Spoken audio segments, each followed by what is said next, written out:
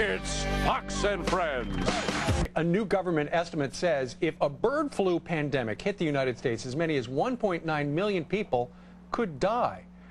Are we ready for that? Dr. Mitch Gaynor is a board-certified oncologist, internist, and hematologist. He's also the author of a new book, Nurture Nature, Nurture Health. Good morning to you, Dr. Gaynor. Good morning. All right. Apparently they have, in the last 24 hours, quarantined a couple of areas in Turkey and Romania because they're worried that this deadly strain of the bird flu could be affecting birds over there. You know, we read about it, but we don't know what that is.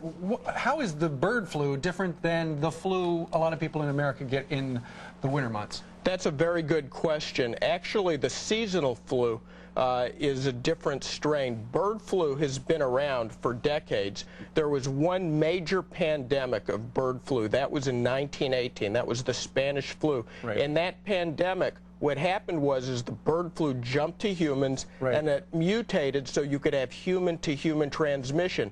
In that pandemic, there were actually 500,000 people that died in the United States. 50 million died worldwide. And if that happens again, we could be in for a very, very serious health crisis. We know that the Health Secretary, Michael Levitt, is doing a world tour right now, trying to get nations focused on bird flu. Let's talk a little bit about how they're focusing on it in this country. Let's say it jumps into the United States. It gets over here somehow this year. How many vaccinations or antidotes do we have in the United States? Well, unfortunately, the answer to that question is none. We don't have a vaccine yet because we don't know exactly how that virus would mutate.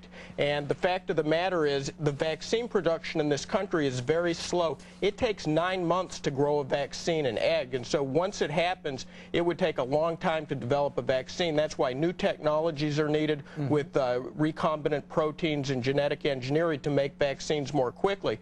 Also, which is also quite worrisome, in Asia, when the bird flu has jumped into the human population, it's already resistant to two of the leading treatments we have for seasonal flu, which are amantadine and rimantadine. That virus is resistant to those, so we will need better drugs which we can treat it with. Now, would the people who are susceptible to the winter flu, the seasonal flu, be the same people who we would worry about with the bird flu? Well, we would worry about them more, but we would worry about everything. In the 1918 flu pandemic, it did affect younger people, but 90% of the people that die of seasonal flu are over the age of 65. Right. That happens because there's something called immune senescence. They have their immune systems weaker, so it's going to be very important for people to do everything they can to keep their immune systems as strong as possible.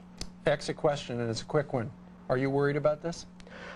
I'm concerned about it. I think with international cooperation, that will help a lot, and I think there's a lot people can do that I talk about in the book as far as nutrition, ways of keeping toxins that suppress your immune system out of your system in the first place. All right, Dr. Mitch Gaynor, his book is called Nurture Nature, Nurture Health. We thank you very much for joining us live today. Thank you.